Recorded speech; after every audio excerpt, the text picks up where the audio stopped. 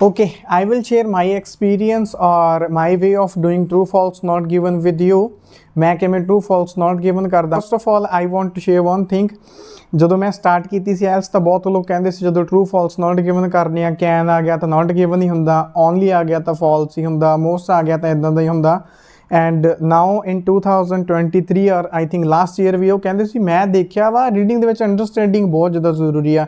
ਮੇਰਾ first question ਆ ਇੰਨੇ ਬੱਚਿਆਂ ਦੇ ਜਿਨ੍ਹਾਂ ਤੁਹਾਨੂੰ ਦੇਖ ਕੇ ਐਗਜ਼ਾਮ ਦਿੱਤਾ ਉਹਨਾਂ ਬਾਰੇ ਕੀ ਖਿਆਲ ਆ ਜਿਨ੍ਹਾਂ ਨੇ ਆਪਣੀ ਲਾਈਫ ਖਰਾਬ ਕਰ ਲਈ। ਤੇ ਜੇ ਤੀਰ ਤੁੱਕੇ ਰੀਡਿੰਗ ਦੇ ਵਿੱਚ ਇੰਨੇ ਜ਼ਿਆਦਾ ਚੱਲਦੇ ਆ ਤਾਂ ਪੰਜਾਬੀ ਸਟੂਡੈਂਟ ਹੀ ਕਿਉਂ ਦੁਬਾਰਾ ਫੇਲ ਹੋ ਰਹੇ ਆ। ਜਿਹੜੇ ਕਨਵੈਂਟ ਸਕੂਲਾਂ ਤੋਂ ਜਿਹੜੇ ਵਧੀਆ ਸਕੂਲਾਂ ਤੋਂ ਪੜ੍ਹਦੇ ਪਏ ਆ ਉਹਨਾਂ ਦੀ ਰੀਡਿੰਗ ਕਿਉਂ ਆਰਾਮ ਨਾਲ ਨਿਕਲ ਜਾਂਦੀ ਆ। ਇੱਕ ਅੱਛੇ ਸਕੂਲ ਦੇ ਵਿੱਚੋਂ ਬੱਚਾ ਪੜ੍ਹਿਆ ਜਿਹੜਾ ਇੰਗਲਿਸ਼ ਮੀਡੀਅਮ ਜਿਹੜਾ ਇੰਗਲਿਸ਼ ਹੀ ਬੋਲਦਾ ਸੀ ਉਹ 15 20 ਦਿਨਾਂ ਦੇ ਵਿੱਚ ਦੀ ਰੀਡਿੰਗ ਕਲੀਅਰ ਕਰੀ ਜਾਂਦੀ ਆ। ਐਂਡ ਸਰਕਾਰੀ ਸਕੂਲਾਂ ਵਾਲੇ ਕਿਤੇ ਇਹ ਟ੍ਰਿਕਾਂ ਲਗਾ ਲੀਆਂ ਕਿਤੇ ਉਹ ਟ੍ਰਿਕਾਂ ਲਗਾ ਲੀਆਂ, ਉਹ ਵਿਚਾਰੇ ਸੈਂਟਰ ਬਦਲ ਕੇ ਥੱਕੇ ਪਏ ਆ। ਸੋ ਵਨ ਥਿੰਕ ਮੈਂ ਸ਼ੁਰੂ ਤੋਂ ਇਹ ਚੀਜ਼ ਕਹਿੰਦਾ ਆਉਂਦਾ ਪਿਆ ਜਿਹਨੂੰ ਰੀਡਿੰਗ ਦੀ ਅੰਡਰਸਟੈਂਡਿੰਗ ਹੈਗੀ ਆ ਜਿਹਨੂੰ ਪਤਾ ਉੱਥੇ ਕੀ ਲਿਖਿਆ ਹੋਇਆ ਵਾ ਕਿ only he is able to get good score, otherwise ਤੁਸੀਂ ਸੈਂਟਰ ਹੀ ਬਦਲਦੇ ਰਹਿ ਜਾਓਗੇ।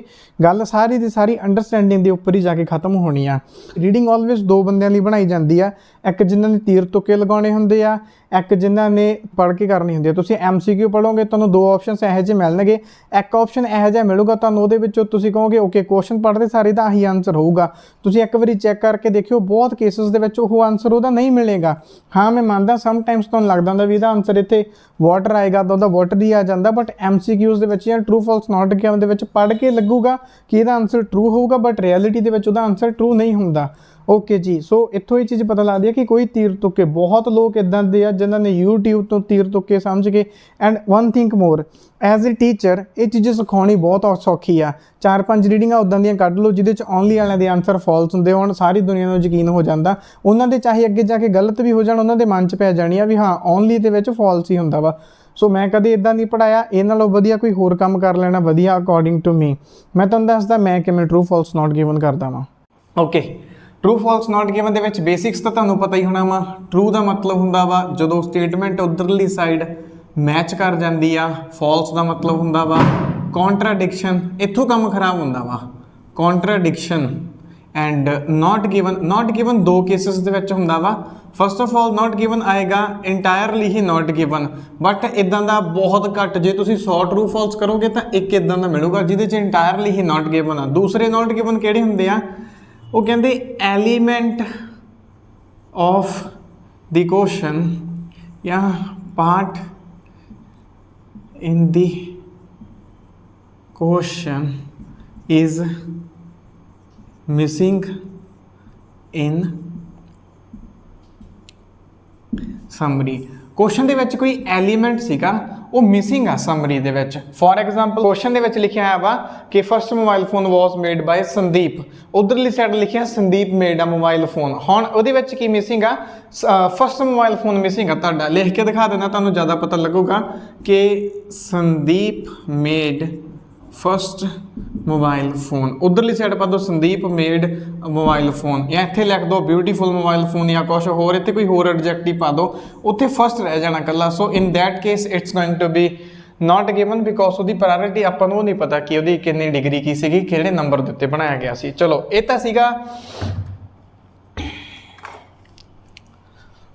ਤਾਂ ਸੀਗਾ ਟਰੂ ਫਾਲਸ ਨਾਟ ਗਿਵਨ ਦਾ ਬੇਸਿਕ। ਇਹਦੇ ਤੋਂ ਅੱਗੇ ਚੱਲਦੇ ਹਾਂ ਆਪਾਂ ਜੋ ਮੇਨ ਗੇਮ ਸਟਾਰਟ ਹੁੰਦੀ ਆ। ਉਹ ਚੀਜ਼ ਇਹ ਆ ਵੀ ਇਹਦੇ ਵਿੱਚ ਦੋ ਚੀਜ਼ਾਂ ਆਉਣਗੀਆਂ, ਧਿਆਨ ਨਾਲ ਸਮਝੋ ਇਸ ਚੀਜ਼ ਨੂੰ। ਇਹਦੇ ਤੇ ਸਾਰੇ ਟਰੂ ਫਾਲਸ ਖੜੇ ਆ।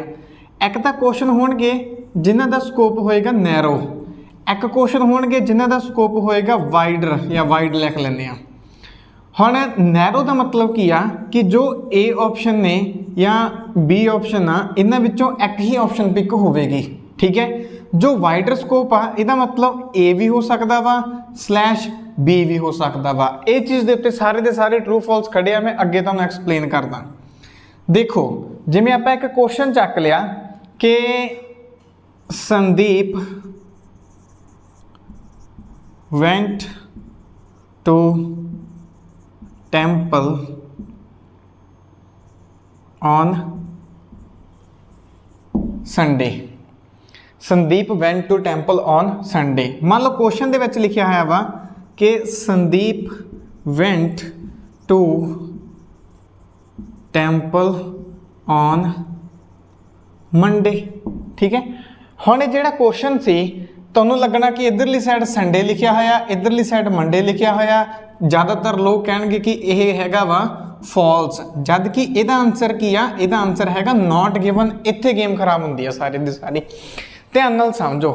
ਹੁਣ ਜੋ ਕੁਐਸਚਨ ਦੇ ਵਿੱਚ ਲਿਖਿਆ ਹੋਇਆ ਕਿ ਉਹ ਬੰਦਾ ਟੈਂਪਲ ਗਿਆ ਸੀ ਸੰਡੇ ਉੱਤੇ, ਸਮਰੀ 'ਚ ਲਿਖਿਆ ਗਿਆ ਕਿ ਉਹ ਮੰਡੇ ਟੈਂਪਲ ਗਿਆ ਸੀ। ਸੰਡੇ ਟੈਂਪਲ ਜਾਣ ਦਾ ਮਤਲਬ ਇਹ ਨਹੀਂ ਹੈਗਾ ਕਿ ਬੰਦਾ ਮੰਡੇ ਟੈਂਪਲ ਨਹੀਂ ਜਾ ਸਕਦਾ, ਜਾਂ ਇਹਨੂੰ ਪੁੱਠਾ ਕਰਕੇ ਬੋਲਦੇ ਆ, ਇਹ ਗੱਲ ਜ਼ਿਆਦਾ ਸਹੀ ਰਹੇਗੀ ਕਿ ਮੰਡੇ ਟੈਂਪਲ ਜਾਣ ਦਾ ਮਤਲਬ ਇਹ ਨਹੀਂ ਹੈਗਾ ਕਿ ਉਹ ਬੰਦਾ ਸੰਡੇ ਟੈਂਪਲ ਨਹੀਂ ਗਿਆ। मैं कोशिश करता ਤੁਹਾਨੂੰ ज़्यादा क्लीयर कर सकां। देखो कोई भी इंसान आ वो किसी संडे भी टैंपल जा सकता वा, वो मंडे भी टैंपल जा सकता। एक किहड़ा स्कोप सीगा, ये सीगा वाइडर स्कोप। कोई इदां दी चीज़ नहीं है कि जे कोई बंदा संडे गया वा इहदा मतलब वो मंडे किते नहीं जा सकता।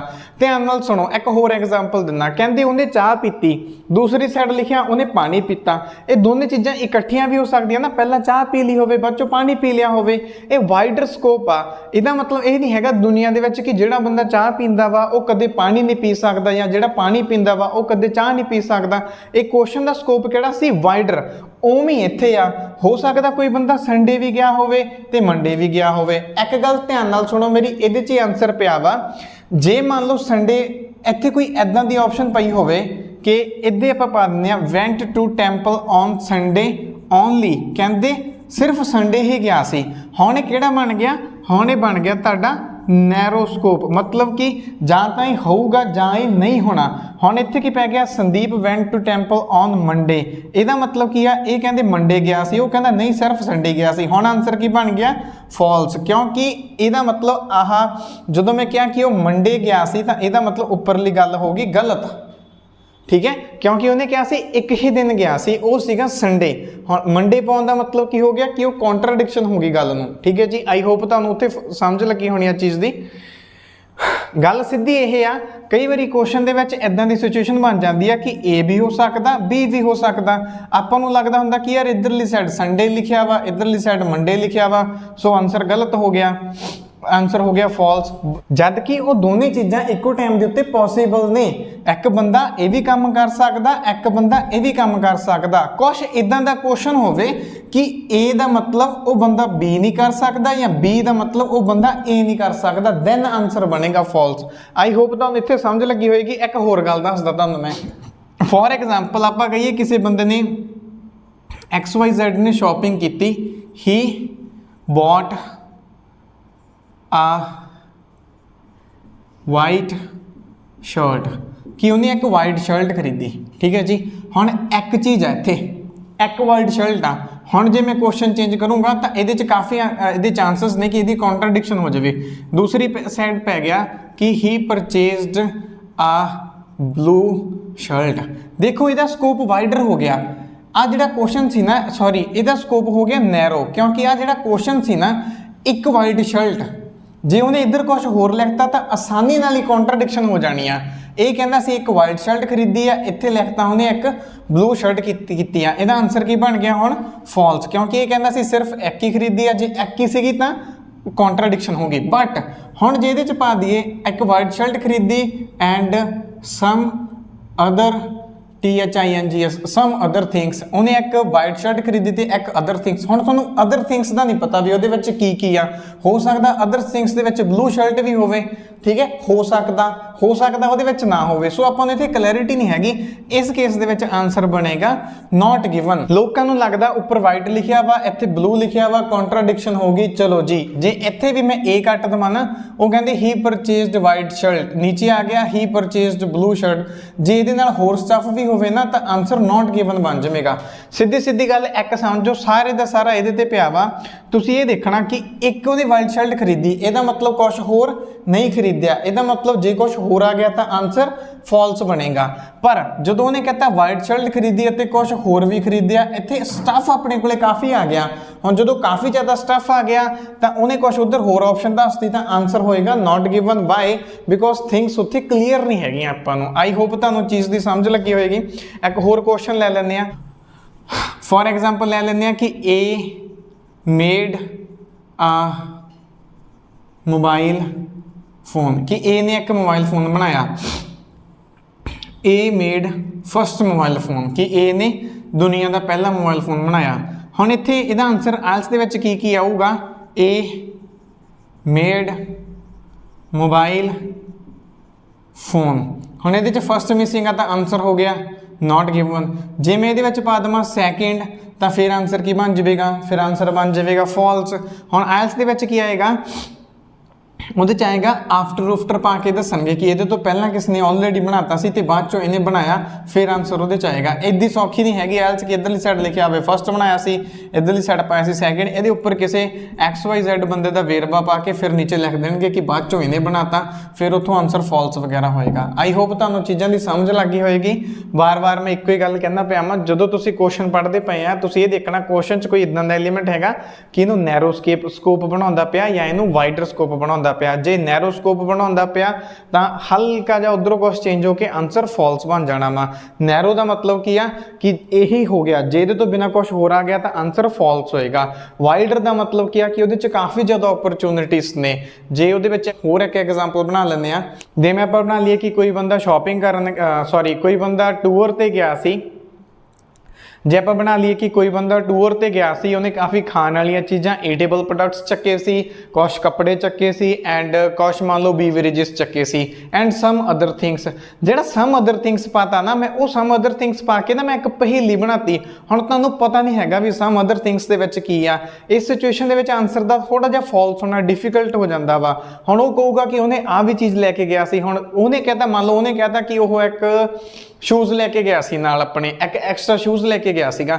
ਹੁਣ ਆਪਾਂ ਕੀ ਕਹਾਂਗੇ ਕਿ ਓਕੇ ਨਹੀਂ ਜੀ, ਉਹ ਤਾਂ ਸਿਰਫ ਇੱਕ ਕਲੋਥਸ ਲੈ ਕੇ ਗਿਆ ਸੀ, ਪਲੱਸ ਇੱਕ ਬੀਵਰੇਜਸ ਸੀ, ਇੱਕ ਉਹਦੇ ਕੋਲੇ ਈਟੇਬਲ ਪ੍ਰੋਡਕਟਸ ਸੀ ਤੇ ਪਲੱਸ ਉਹਨੇ ਪਤਾ ਅਦਰਸ, ਇੱਥੇ ਅਦਰਸ ਰੱਖਿਆ ਨਾ ਜਿਹੜਾ, ਇਹ ਨਾਲ ਉਹਨੇ ਸਕੋਪ ਉਹਦਾ ਵਾਈਡਰ ਕਰਤਾ। ਇੱਥੇ ਆ ਗਿਆ ਸ਼ੂਜ਼, ਕਿ ਉਹ ਸ਼ੂਜ਼ ਲੈ ਕੇ ਗਿਆ ਸੀ। ਆਨਸਰ ਕੀ ਬਣੇਗਾ, ਆਨਸਰ ਬਣੇਗਾ ਨੋਟ ਗਿਵਨ ਬਾਏ। ਆ ਜਿਹੜਾ ਅਦਰਸ ਲਕੋ ਕੇ ਜੇ ਲਿਖਿਆ ਹੋਇਆ ਨਾ, ਇਹਨੇ ਆਨਸਰ ਨੂੰ ਨੋਟ ਗਿਵਨ ਬਣਾਤਾ, ਇਹਨੂੰ ਕੱਟ ਦੋ। ਹੁਣ ਸਕੋਪ ਕੀ ਬਣ ਗਿਆ, ਨੈਰੋ। ਤੁਹਾਨੂੰ ਪਤਾ ਇੱਕ ਆ ਚੀਜ਼ ਗਈ ਸੀ, ਇੱਕ ਆ ਸੀ, ਇੱਕ ਆ ਸੀ, ਤਿੰਨ ਚੀਜ਼ਾਂ ਸੀ। ਇਹਨਾਂ ਤਿੰਨਾਂ ਵਿੱਚੋਂ ਸ਼ੂਜ਼ ਤਾਂ ਹੈ ਨਹੀਂ ਕਿ, ਠੀਕ ਹੈ। ਹੁਣ ਆਨਸਰ ਕੀ ਬਣ ਗਿਆ, ਹੁਣ ਆਨਸਰ ਬਣ ਗਿਆ ਫਾਲਸ। ਸੋ ਛੋਟੀ ਜਿਹੀ ਚੀਜ਼ ਆ, ਕੁਐਸਚਨ ਤੋਂ ਹੀ ਪਤਾ ਲੱਗ ਜਾਂਦਾ ਹੁੰਦਾ ਕਿਹੜੀਆਂ ਚੀਜ਼ਾਂ ਨੇ ਜਿਹੜੀਆਂ ਆਪਾਂ ਨੂੰ ਕੁਐਸਚਨ ਨੂੰ ਇੱਕ ਨੈਰੋ ਸਕੋਪ ਦੇ ਵਿੱਚ ਲੈ ਜਾਂਦੀਆਂ। ਉਹ ਹੈਗੀਆਂ ਨੇ ਇਹ most, only, least, lowest, same ਹੀ ਗੱਲ ਹੋ ਗਈ, ਓਲਡੈਸਟ, ਰੀਸੈਂਟ ਕੀ ਹੁਣੇ ਹੋਇਆ ਵਾ, ਐਂਡ ਫਸਟ, ਸੈਕਿੰਡ। ਬਸ ਇਹੀ ਚੀਜ਼ਾਂ ਨੇ। ਜਦੋਂ ਆਪਾਂ ਕੁਐਸਚਨ ਪੜ੍ਹਦੇ ਹਾਂ ਆਪਾਂ ਨੂੰ ਉਦੋਂ ਹੀ ਚੀਜ਼ਾਂ ਦਾ ਆਈਡੀਆ ਹੋ ਜਾਣਾ ਚਾਹੀਦਾ ਵੀ ਇਹ ਚੀਜ਼ਾਂ ਵਿੱਚ ਆ ਗਈਆਂ। ਇਹਦੇ ਤੋਂ ਬਿਨਾਂ ਕਈ ਹੋਰ ਵੀ ਹੈਗੀਆਂ, ਐਂਡ ਨਹੀਂ ਹੈਗਾ ਇਹਦਾ ਰੀਡਿੰਗ ਦਾ। ਤਾਂ ਤੁਸੀਂ ਕੁਐਸਚਨ ਨੂੰ ਪੜ੍ਹਦੇ ਸਾਰ ਪਤਾ ਕਰ ਲੈਣਾ ਉੱਥੋਂ। ਐਂਡ ਬੇਸਿਕਲੀ ਇਹੀ ਚੀਜ਼ ਹੀ ਆ, ਇੱਦਾਂ ਰੀਡਿੰਗ ਕਰਨੀ ਬੰਦ ਕਰੋ ਵੀ ਉਧਰਲੀ ਸਾਈਡ ਲਿਖਿਆ ਸੀਗਾ ਵਾਈਟ, ਇੱਧਰਲੀ ਸਾਈਡ ਆ ਗਿਆ ਬਲੂ। ਇਹਦਾ ਕੋਈ ਇਹ ਕ੍ਰਾਈਟੀਰੀਆ ਨਹੀਂ ਹੈ ਵੀ ਉੱਧਰ ਵਾਈਟ ਕਲਰ ਲਿਖਿਆ ਸੀ ਇੱਧਰ ਬਲੂ ਕਲਰ ਲਿਖਿਆ ਤਾਂ ਫਾਲਸ ਹੋ ਜਾਊਗਾ। ਨਹੀਂ, ਕੋਈ ਨਹੀਂ ਹੈ। ਇੱਥੇ ਵਾਈਟ ਪਾ ਕੇ ਇੱਥੇ ਬਲੂ ਪਾ ਕੇ ਆਨਸਰ ਨੂੰ ਟਰੂ ਵੀ ਕੀਤਾ ਜਾ ਸਕਦਾ ਵਾ, ਠੀਕ ਹੈ ਜੀ। ਇੱਥੋਂ ਨੋਟ ਗਿਵਨ ਵੀ ਬਣਾਇਆ ਜਾ ਸਕਦਾ, ਇੱਥੋਂ ਫਾਲਸ ਵੀ ਕੀਤਾ ਜਾ ਸਕਦਾ, ਕੁਝ ਵੀ ਹੋ ਸਕਦਾ। ਤੁਸੀਂ ਕੁਐਸਚਨ ਦੀ ਅੰਡਰਸਟੈਂਡਿੰਗ ਕਰਨੀ ਹੈ ਐਂਡ ਉਸ ਤੋਂ ਬਾਅਦ ਦੇਖਣਾ ਜੋ ਚੀਜ਼ ਉੱਪਰ ਲਿਖੀ ਆ, ਜੋ ਚੀਜ਼ ਨੀਚੇ ਲਿਖੀ ਆ, ਇਹ ਕੀ ਇਕੱਠੀਆਂ ਹੋ ਸਕਦੀਆਂ ਨੇ ਜਾਂ ਨਹੀਂ ਹੋ ਸਕਦੀਆਂ। ਫਸਟ ਕੁਐਸਚਨ, ਕੀ A ਦਾ ਮਤਲਬ ਹੈਗਾ ਵੀ B ਗਲਤ ਆ, ਜਾਂ B ਦਾ ਮਤਲਬ ਹੈਗਾ A ਨਹੀਂ ਹੋ ਸਕਦਾ, ਉਹ ਇੱਕ ਦੂਸਰੇ ਨੂੰ ਕੰਟਰਡਿਕਟ ਕਰ ਰਹੀਆਂ ਨੇ।